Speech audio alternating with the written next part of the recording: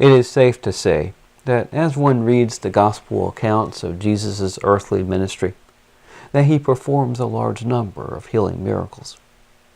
One thing that is not so common, though, is that some of the miracles that he performs are those that cause one to be raised from the dead. We can see an example of this in Matthew chapter 9. In verses 18 and 19, a ruler comes to Jesus and speaks of his daughter who had just died.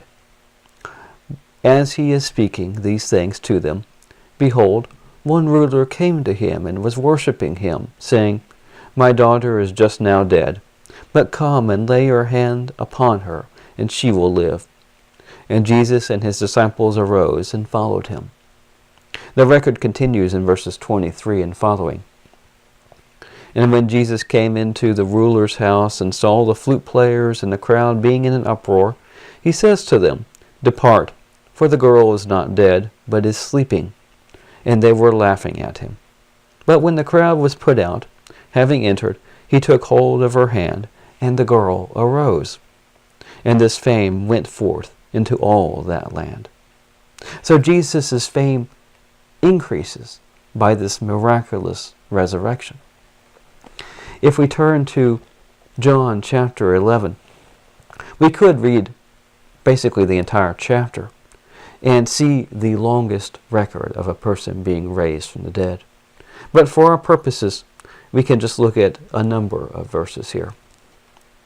Now, if you recall that woman, that daughter, she had only just died. But in John chapter 11, we can read of Lazarus, this man who is the brother of Mary and Martha, and how he had been dead for 4 days, and how his body was stinking from decay. We learn this from verses 38 and 39. Therefore Jesus again, sighing in himself, comes to the tomb. Now it was a cave, and a stone laying against it. Jesus says, Lift up the stone. Martha, the sister of him who has died, says to him, Lord, already the body stinks from decay, for it is 4 days old.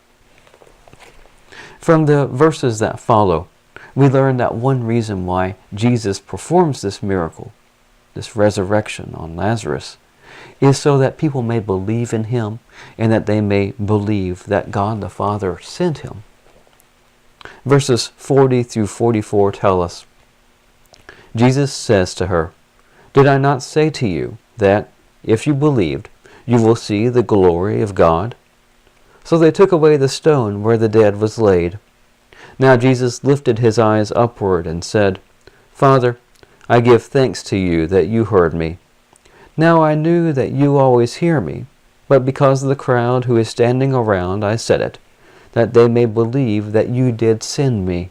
And having said these things, he cried out with a loud voice, Lazarus, come here, come outside. And he who had died came out, having been bound hand and foot with burial wrappings, and his vision was bound around with a handkerchief. Jesus says to them, Loose him and allow him to go.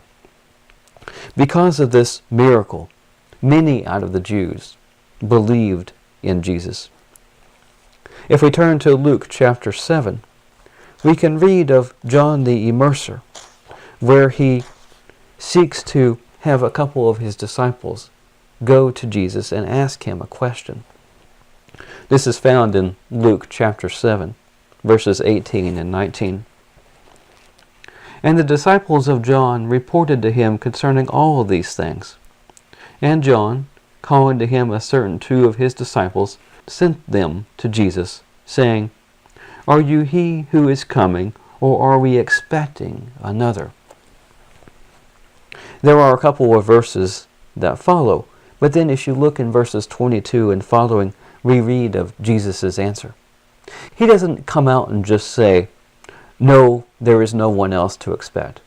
He uses the miracles. He uses the cleansing of the lepers, the fact that the mute are able to hear, and also the fact that the dead are raised, to tell John the Immerser that there is no other. And Jesus answering said to them, Go onward, and report to John the things which you have seen and heard, that the blind recover their sight, the lame walk, the lepers are cleansed, and the mute hear, the dead are raised. The poor have the good news proclaimed to them, and whoever does not stumble in me, is fortunate. And it is actually helpful to see that in this chapter there is another account of an individual being raised from the dead. It is the son of the woman that is from Nain, in verses 11 through 17. And it happened on the following day that he traveled to a city called Nain, and his considerable number of disciples and a large crowd was traveling together with him. Now when he drew near to the gate of the city, behold also, one who had died was being entombed, the only begotten son of his mother, and she was a widow, and a considerable crowd from the city were together with her. And when the Lord saw her, he had compassion upon her, and said to her, Do not weep. And he came near and touched the funeral bier, and those bearing it stopped. Now he said, Young man, I say to you, arise. And he who was dead sat up and began to speak, and he gave him to his mother. Now what follows in verse 16 are a couple of statements that the people say. One is that a great prophet has risen among us. But notice the second statement that they make. Now fear took all, and they were glorifying God, saying, A great prophet has risen among us, and that God has visited his people. And this word went forth concerning him in the whole country of Judea and in all the region around. I really like this account because it makes mention of the fact that God has visited his people. From this we can understand that Jesus is divine, that he does have power over death. Thank you very much for taking the time to watch this video, and have a nice day.